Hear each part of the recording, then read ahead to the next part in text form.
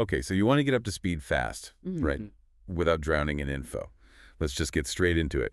Today, we're looking at the flipped classroom model. We'll explore, what it actually is, how it changes up teaching, and what it really means for learning. Think of it as maybe a smarter way to learn stuff. Exactly. We know the old ways don't always keep people hooked. The flipped classroom is, well, it's an interesting alternative. Let's dig into why it's different. Okay, so bottom line first. What is a flipped classroom? Like in simple terms. Right. So picture the usual setup. Teacher lectures in class, you do homework later to practice. Flipping reverses that. Students first interact with the material, maybe videos, readings before class, then the actual class time.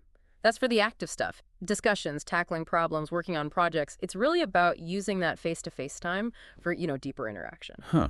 So the teacher isn't the main source of info during the class itself. How does that change their job then? Oh, it's a huge shift, a fundamental one.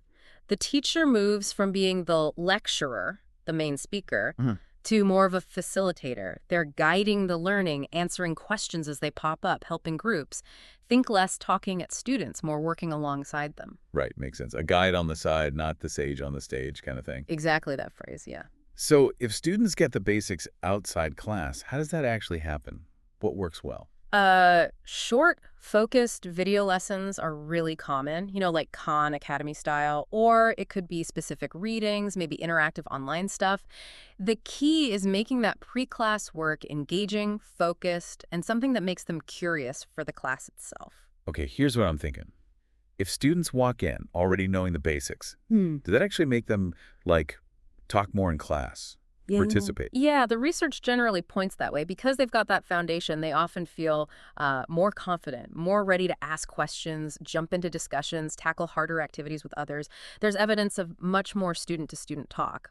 Sounds like technology must play a pretty big role in this. Yeah. Are there specific tools needed to make it work smoothly? Absolutely. Yeah, there are tons of tools, platforms for making or sharing videos, online forums for discussion before or after class, tools for working together on documents.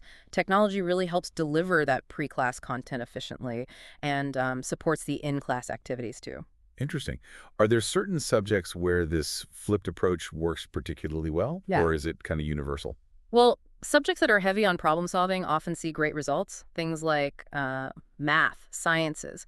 But honestly, it's pretty adaptable. You could flip a history class, have students look at primary sources beforehand, then use class time for debates or deep analysis. Okay, but it can't all be smooth sailing. What are the hurdles, the challenges teachers run into? Yeah, good question. One of the biggest is just the initial time commitment. Creating good videos or curating materials takes effort up front. Also, making sure all students actually do the pre-class work, that can be tricky. And teachers really need to rethink and redesign their in-class activities. You can't just lecture anyway. And the students, Mm. how do they usually feel about this different way of learning? Sometimes there's a bit of resistance at first. It's different. But generally, many students grow to like the flexibility. They appreciate being more active in class. A lot of them say they feel more in charge of their own learning and more connected to the material. Are there common things people get wrong about flipped classrooms? Yeah. Misconceptions. Oh, definitely. A big one is thinking it just means recording lectures and putting them online. It's way more than that. It's about the intentional design of both parts, the out-of-class and the in-class. Another is assuming it cuts down teacher workload. Not really. The work just shifts. Yeah. Different kind of work. Right, so the million-dollar question. Does flipping the classroom actually lead to students learning more or learning better? The evidence is pretty promising. It suggests it can. By moving the sort of basic information transfer out of the classroom, that valuable time together can be used for higher order thinking, applying knowledge, solving complex problems, really digging deeper. When it's done well, the potential for better learning is definitely there. Okay, so it's not just some fad. The flipped classroom sounds like a real fundamental rethink of how education can work. Precisely. It's about being deliberate. How do we best use individual study time? And how do we make the most of collaborative time? So here's a final thought for you listening, even if you're not in school. Could you apply this idea?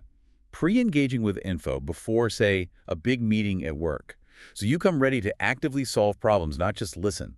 Just something to chew on, flipping the script on how you engage with information and collaboration.